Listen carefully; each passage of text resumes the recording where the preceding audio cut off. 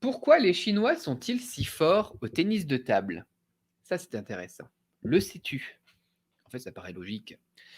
Le chinois est le sport officiel, le tennis de table, vous avez compris, est le sport officiel chinois. Depuis Mao, donc dans les années 1950 environ. Donc du coup, comme c'est devenu le sport officiel, ben, on a des centaines et des centaines de millions de personnes qui vont s'entraîner au tennis de table. Et on a énormément, du coup, dans toutes les écoles, etc., ils vont faire du tennis de table, du ping-pong, comme on dit. Voilà, 还有他们 tennis 说 de table. 中国人比较矮，会比较方便吃 Alors, 饭啊。puisqu'on parlait hier de la taille des Chinois, 嗯，on nous dit aussi effectivement que puisqu'ils sont plus petits, ça peut-être. pourrait aussi aider. Mais moi, je pense que c'est vraiment le fait que tout simplement tout le monde y joue ici. Du coup, c'est beaucoup plus 对，就 facile. 像踢足球一 Voilà, c'est 样，beaucoup plus facile de retrouver des personnes plus fortes que 不是啊，可 d'autres. 能都到。Comme il y en a tout le monde qui le fait, tu vas forcément avoir, proportionnellement parlant, beaucoup plus de très très bons, statistiquement parlant.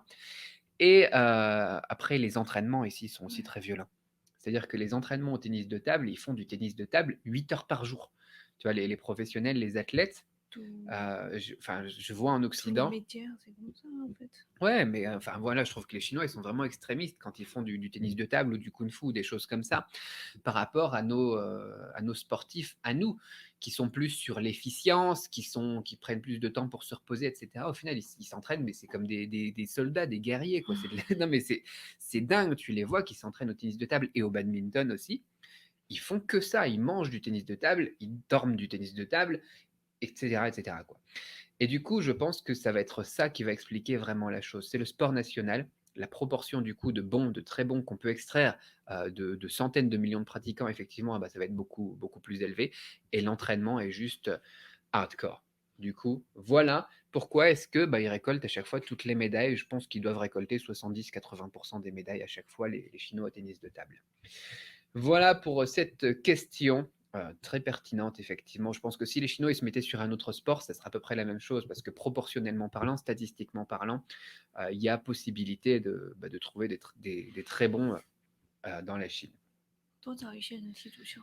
Voilà, s'il y avait plus de Chinois, mais c'est vrai, s'il y avait plus de Chinois, parce que les Chinois, ils sont pas super fiers de leur équipe de football en règle générale.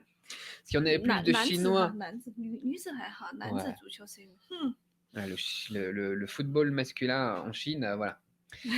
Mais si le football devenait un sport national ou beaucoup plus pratiqué, en tout cas, euh, je pense qu'il y aurait moyen d'avoir une meilleure équipe de foot chinoise, tout à fait, effectivement. 加油！Et par contre, ils font beaucoup de basket.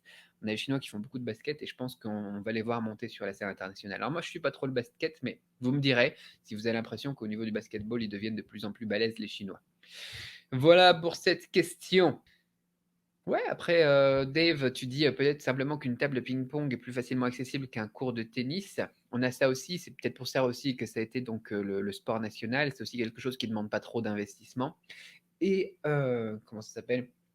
Pour le badminton aussi, tu vois, c'est plus pratique en tout cas que le tennis, par exemple, ou le foot, où il faut des stades et tout ça.